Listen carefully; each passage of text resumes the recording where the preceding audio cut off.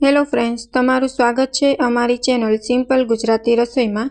તો આજે આપણે હાથેથી ટીપીને ફૂલીને દડા જેવો થાય તેવો આજે આપણે બાજરાનો લોટનો રોટલો બનાવીને તૈયાર કરવાનો છે। જો તમે મારી આ રીતથી બાજરાનો રોટલો બનાવશો ને તો ભમરો પણ નહીં પડે અને ફાટશે પણ નહીં અને ફૂલીને દડા જેવો તમારો બાજરાનો રોટલો બનીને તૈયાર થશે। બંને પડ અલગ થઈ જશે તેટલો સરસ ફૂલેલો દડા જેવો બાજરાનો રોટલો બનીને તૈયાર થશે। તો ચાલો બનાવવાનું શરૂ કરીએ।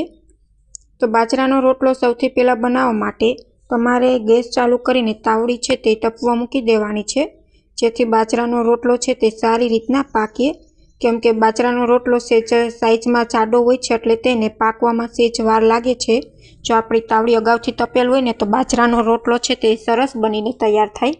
હવે જ્યાં સુધી આપણી તાવડી તપે ને ત્યાં સુધી આપણે બાજરાનો રોટલો છે તે ટીપીને તૈયાર કરી લઈશું।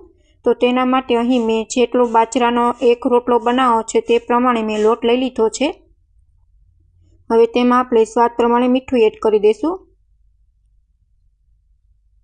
અને મીઠું સારી રીતના લોટમાં મિક્સ કરીને ત્યાર પછી થોડું થોડું પાણી એડ કરીને આપણે બાજરાનો લોટનો રોટલો બનાવવા માટે લોટ તૈયાર કરી લઈશું। જેટલો તમારો લોટ પરફેક્ટ બનશે ને એટલો જ તમારો રોટલો છે તે પરફેક્ટ બનીને તૈયાર થશે। આ વાતની ખાસ ધ્યાન રાખવી।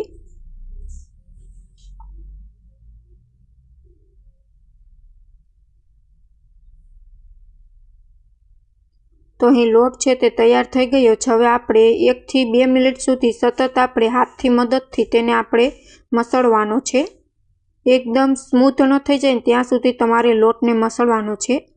કેમ કે લોટ મસળવાથી તમારો બાજરાનો રોટલો સરસ પોચો રૂ જેવો બને છે, કડક નહીં થાય અને ચવળ પણ નહીં થાય અને ફૂલીને દડા જેવો થશે। તો આપણે સતત 1 થી 2 મિનિટ સુધી બાજરાના લોટને આવી રીતના મસળી લેશું, હાથની મદદથી ટીપી લેશું।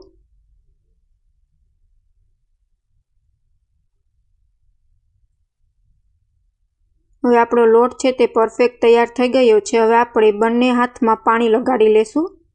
આ આપણી સિક્રેટ ટીપ છે, બંને હાથમાં પાણી તમારે લગાડવાનું છે, જેથી બાજરાનો રોટલો છે ને તે જરા પણ તળ નહીં થાય અને તમારો જ્યારે તમે પકવશો, જ્યારે તમે ચડવશો ને ત્યારે તમારામાં તે ભમરો નહીં પડે। એટલે બંને હાથમાં પાણી લગાડી લેવાનું છે અને પછી તમારે બાજરાના રોટલાને હાથની મદદથી આવી રીતના ટીપી લેવાનું છે। વચ્ચે વચ્ચે જરૂર પડે એટલે બાજરાના લોટમાં આવી રીતના પાણી લગાડી લેવું, જેથી વચ્ચે તમે જ્યારે ટીપો ત્યારે તળ ન પડે।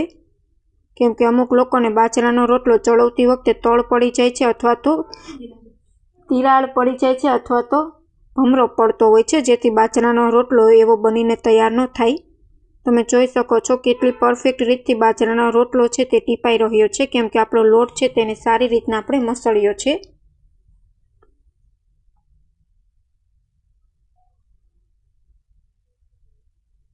બાજરાનો રોટલો સારી રીતના ટીપીને તૈયાર થઈ ગયો છે। તાવડી પણ આપણી તપી ગઈ છે। હવે તેને આપણે તાવડીમાં નાખી દઈશું।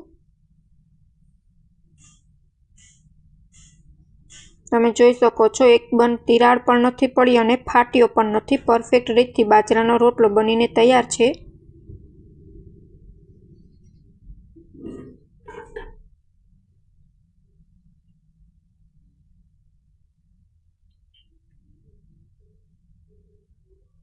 આપણી તાવડી તપેલ છે એટલે બાજરાનો રોટલો છે તે ઝડપથી પાકી જશે। તમારે જ્યારે બાજરાનો રોટલો બનાવને તે તાવડી છે તે અગાઉ તપવા મૂકી દેવાની છે। હવે ઉપરથી આપણે થોડુંક પાણી લગાડી લેશું બાજરાના રોટલા ઉપરથી, જેથી રોટલામાં ભમરો ન પડે અને સારી રીતના ચડી જાય બાજરાનો રોટલો। હવે આપણે એક સાઈડ સારી રીતના ચોળવાઈ ગયો છે, આપણે બીજી સાઈડ આપણે પલટી દઈશું। ધ્યાન રાખવાની છે એક સાઈડ સારી રીતના પાકે ત્યાર પછી તમારે બીજી સાઈડ પલટાવવાનો છે, નકર પલટાવતી વખતે તમારો બાજરાનો રોટલો છે તે તૂટી જશે। હવે આપણે બીજી સાઈડ છે તેને સારી રીતના આપણે તેને પકવી લેશું। તો હવે તમે જોઈ શકો છો બીજી સાઈડ પણ આપણો બાજરાનો રોટલો સરસ થઈ ગયો છે। હવે આપણે તેને પલટીને પાછો ચડવા દેશું। અહીં આપણો બાજરાનો રોટલો સરસ ફૂલાઈને દડા જેવો થશે, તમે જોઈ શકો છો।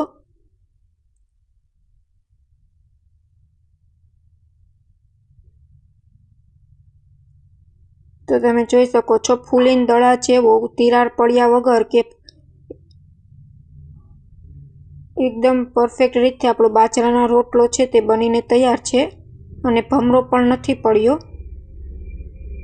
તો ફૂલેલ દડા જેવો આપણો બાજરાનો રોટલો બનીને તૈયાર છે। જો તમને અમારી રેસીપી ગમે તો ચેનલને લાઇક કરજો, શેર કરજો અને સબસ્ક્રાઈબ કરજો અને કમેન્ટમાં જરૂર કમેન્ટ કરીને જણાવજો કે તમને અમારી રેસીપી કેવી લાગી।